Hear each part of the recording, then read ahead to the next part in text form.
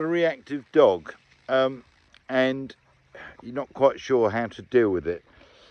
A lot of people will tackle reactivity, and reactivity comes in different forms, some aggressive and some not aggressive. But people tend to handle it in a way that doesn't actually help it, it accentuates it. And by that I mean, if a dog is, say, aggressively reactive,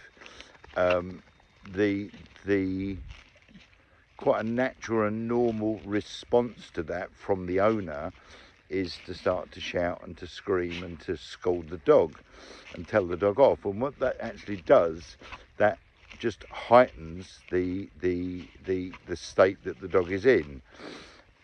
You react in the same way, so therefore you, as the dog that sees you as the leader, thinks it's okay to follow suit, if that sort of makes sense.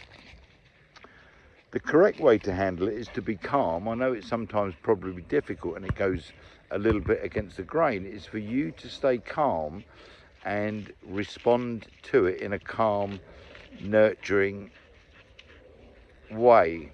Now, how you do it is way too long and involved to go into this video. But if you'd like to, if that's an issue that you've got with reactivity, like I say, be it aggressive or simply lunging at other dogs and wanting to go and chase birds and rabbits and deer and other dogs and one thing and another, that's a form of reactivity, which is, when you break it right the way down, it's what you've got to do is you've got to train the dog to manage you've got to train the dog to manage its emotions. What this reactivity is just all their emotions. They don't know what to do with it, and so the reactivity is the only outlet that they've got. So the way to manage it is to not scold the dog, but teach the dog and train the dog that it's got to manage its own